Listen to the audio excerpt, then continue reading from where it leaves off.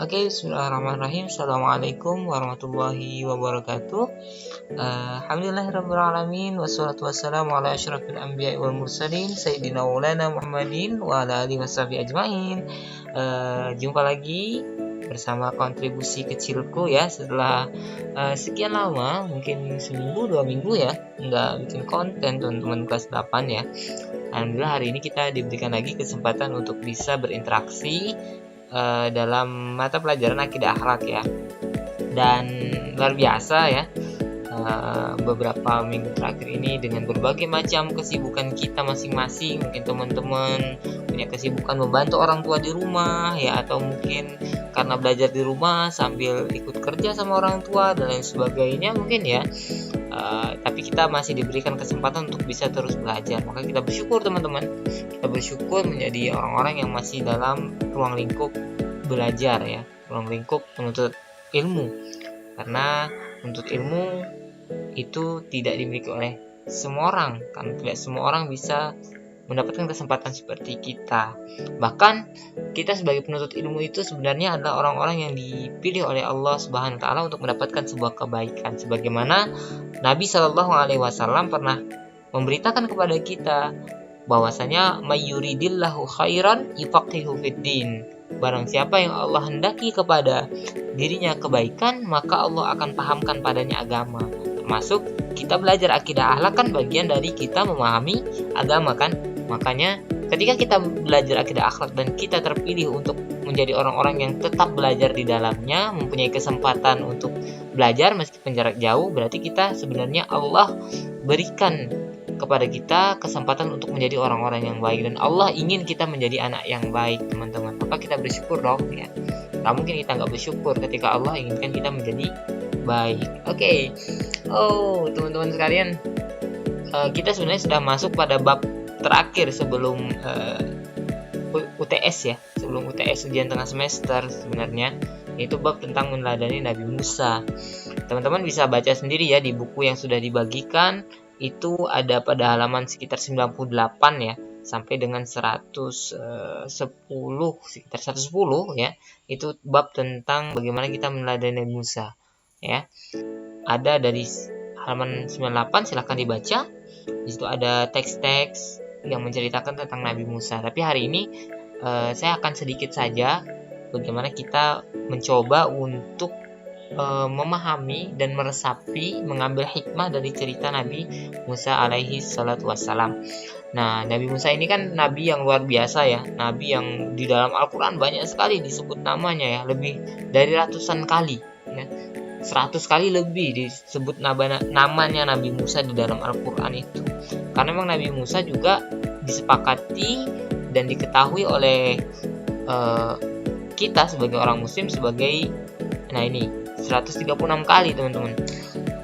Jadi beliau ini disepakati sebagai ulul azmi ya, salah satu nabi yang ulul azmi yang perjuangannya itu adalah perjuangan yang luar biasa berat dan luar biasa menjadi nabi-nabi yang termasuk nabi yang mulia ya. Maka kita belajar bagaimana kita menjadi seorang muslim berdasarkan keteladanan yang diberikan oleh Nabi Musa alaihi salatu wassalam. Nah, teman-teman yang dimuliakan oleh Allah, teman-teman kelas 8 MTS Najmul Huda ya.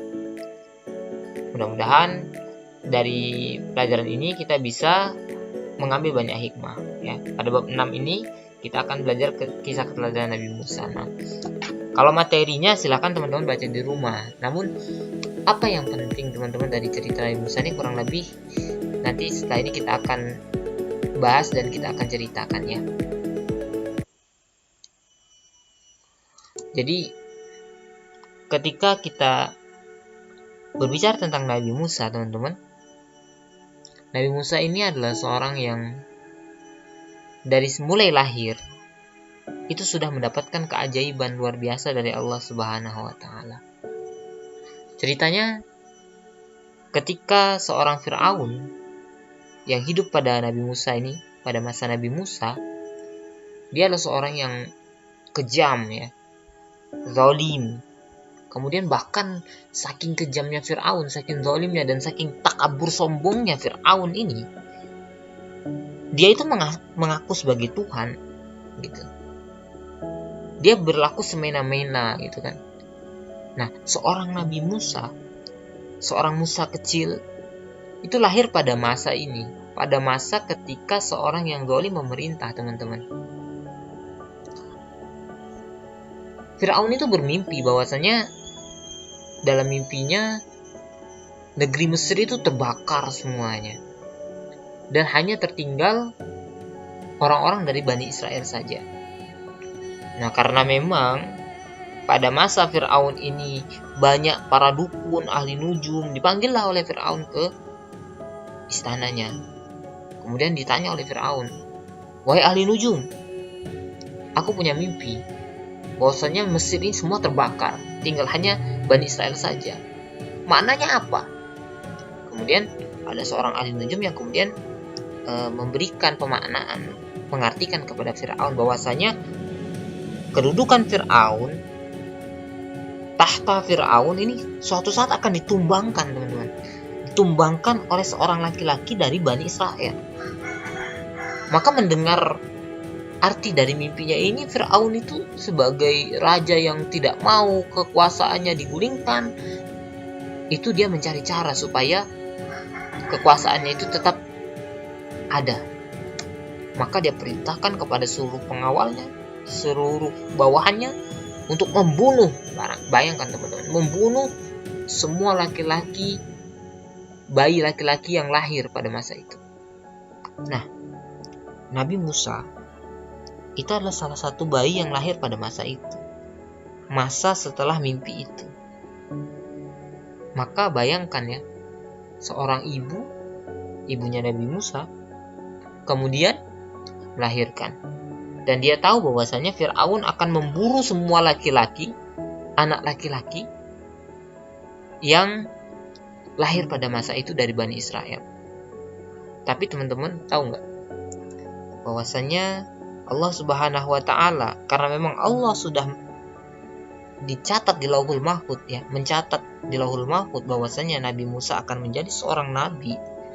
Walaupun dia ada seorang laki-laki yang lahir pada masa ketika Firaun mencari seluruh laki-laki dan membunuhnya, tapi Allah Subhanahu wa Ta'ala mempunyai rencana yang luar biasa indahnya. Maka teman-teman, diilhamkanlah oleh Allah Subhanahu wa Ta'ala kepada ibu Nabi Musa, sebagaimana sudah ada di dalam surah Al-Qasas. Kalau teman-teman ingin baca cerita tentang Nabi Musa, silahkan teman-teman baca surah Al-Qasas. Di dalamnya ada cerita Nabi Musa.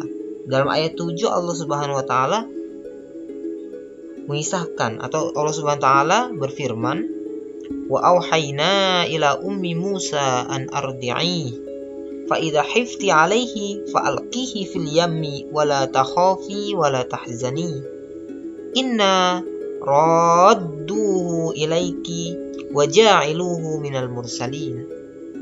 Jadi Allah itu mengilhamkan kepada ibunya Nabi Musa, "Maka susuilah dia Musa, dan apabila engkau khawatir terhadapnya, khawatir kalau misalnya nanti Firaun mencari, menangkap, kemudian membunuh Nabi Musa yang kecil ini, maka kata Allah, diilhamkan kepada ibu Nabi Musa, hanyutkanlah dia ke sungai Nil." Bayangkan, hanyutkan teman-teman.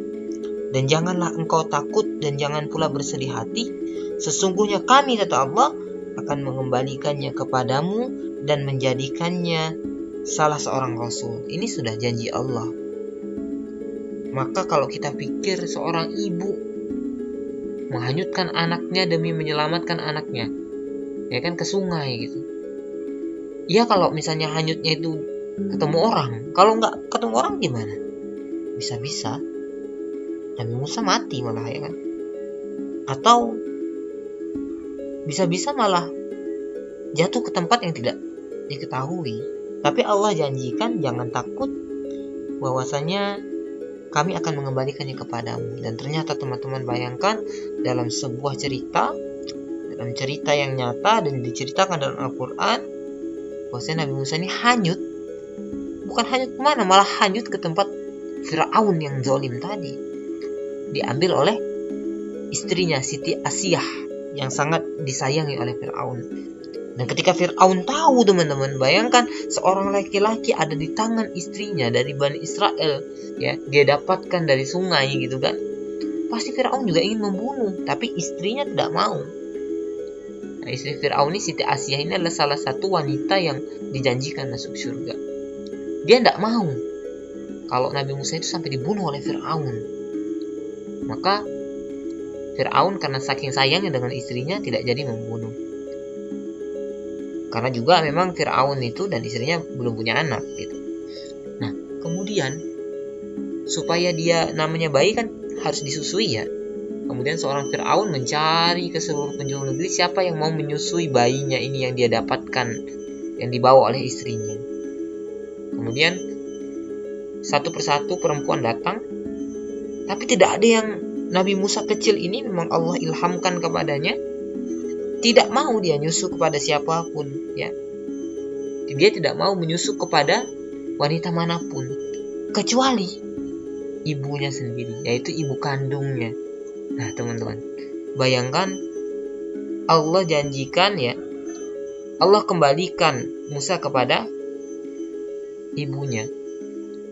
Karena nggak ada yang Musa ini tidak mau menyusu kepada selain ibunya, akhirnya ya ibunya sendiri yang digaji oleh Fir'aun untuk menyusui Musa. Nah, luar biasa kan teman-teman ya. Maka dalam surah Al-Qasas pula ayat 13 Allah mengatakan faradadnahu ila ummihi kay taqarra 'ainuha wa la tahzana wa li ta'lama anna wa'dallahi haqq walakinna aktsarahum la ya'lamun, kata Allah. Maka kami kembalikan Musa kepada ibunya supaya senang hatinya dan tidak berduka cita, dan supaya ia mengetahui bahwa janji Allah itu benar, teman-teman. Tapi kebanyakan manusia tidak mengetahuinya. Maka pelajaran pertama yang kita dapatkan dari Nabi Musa adalah setiap keputusan Allah, setiap takdir Allah, setiap apapun yang Allah tetapkan kepada kita itu pasti baik, dan Allah pasti akan temukan jalan yang terbaik untuk setiap hambanya, teman-teman. Maka teman-teman di rumah harus yakin apapun kondisi kita, maka itu ada yang terbaik bagi kita. Ya, kondisi pandemi, kita belajar di rumah, itu mungkin yang terbaik bagi kita saat ini. Dengan begitu kita mengenal teknologi, kita mungkin dapat rezeki yang dulunya tidak punya HP sekarang dibelikan HP dan lain sebagainya kan. Jadi luar biasa, teman-teman. Ini adalah suatu anugerah yang luar biasa bagi kita. Walaupun kita juga bersedih, pandemi ini adalah sesuatu yang berbahaya ya. Tetapi kita yakin bahwasanya Allah siapkan kebaikan yang banyak di dalam masa pandemi ini bagi kita yang belajar di rumah. Nah, teman-teman, mungkin itu ya cerita Nabi Musa sedikit tadi. Kita yakin bahwasanya apapun ketetapan Allah bagi kita itu adalah baik. Maka salah satu keteladanan yang besar bagi Nabi Musa ini adalah percaya kita kepada takdir Allah Subhanahu wa taala dan janji Allah kepada kita. Maka Allah berjanji kepada orang-orang yang berjuang bertakwa, kita akan diberikan derajat yang lebih. Berjanji kepada orang yang menuntut ilmu, dia akan diberikan derajat yang lebih tinggi daripada teman-teman yang lain. Kita bersyukur masih banyak teman-teman selain kita yang mungkin sulit untuk belajar, teman-teman. Tapi kita bersyukur kita diberikan fasilitas, kita bisa nonton YouTube, kita bisa dengerin video ya, nonton video, dengerin musik dan sebagainya. Tidak seperti teman-teman kita yang mungkin sulit sekali. Maka ini harus bersyukur dan harus semangat belajarnya gitu. Kalau teman-teman gak semangat berarti kita gak bersyukur. Berbahaya ya teman-teman. Karena kalau kita tidak bersyukur, kufur terhadap nikmat Allah, kita santai-santai saja, kita sia-siakan kesempatan belajar yang diberikan Allah, bisa-bisa Allah tutup nanti nikmat yang kepada kita. Na'udzubillah min dzalik. Oke teman-teman, kelas 8 itu hikmah pertama yang mungkin bisa kita dapatkan yang penting. Jadi tetap semangat menjadi murid MTS Najrul Huda Keterangan Lama. Jangan sampai lupa bahwasanya teman-teman sedang sekolah ya. Ini hari Senin, Selasa, Rabu, Kamis, Jumat biasanya ke sekolah, dia lupa bahwasanya kita sekolah gitu. Jadi tetap semangat belajarnya di rumah, tetap semangat untuk mencari ilmunya. Jangan sampai kita menjadi orang-orang yang terlena dengan kondisi saat ini ya. Main game boleh, nonton boleh, tapi jangan sampai masa muda teman-teman hanya dihabiskan untuk hal itu ya. Masa depan negeri ini, masa depan Kota Waringin ini ada di tangan teman-teman semua ya. Teman-teman kelas 8 ada di tangan teman-teman semua. Teman-teman nanti akan menjadi pemimpin, menjadi pengayom ya, polisi, TNI dan lain sebagainya, dokter, guru ya kan, pebisnis, pengusaha, pilot mungkin ya, dosen, banyak sekali profesi-profesi. Tapi itu akan menjadi profesi yang bermanfaat barokah kalau teman-teman memang mempelajari ilmunya dari sekarang. Kalau teman-teman terlena dengan segala macam kemewahan dunia, dengan segala macam kenyamanan, games dan sebagainya, ya mungkin nanti di masa yang akan datang teman-teman akan menyesal. Karena apa? Karena teman-teman telah menyia-nyiakan waktu.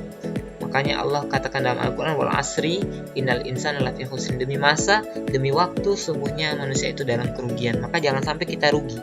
Siapa yang tidak rugi? Illal ladzina amanu wa amilus shalihat, kecuali orang yang beriman ya, yakin kepada takdir Allah tadi, dan juga beramal soleh, menuntut ilmu, berbakti kepada orang tua ya kan, kemudian menjadi anak-anak yang baik ya, jangan bosan jadi anak baik. Wa tawassaw bil haqq wa tawassaw bis sabr, saling mengingatkan dalam kebenaran, saling mengingatkan dalam kesabaran. Mari kita bersabar menjadi anak-anak muda yang soleh, menjadi anak-anak muda yang menggerakkan dunia, menjadi anak-anak muda yang kelak masa depan kita, keluarga kita, negeri kita, dan dunia ini ada di tangan kita.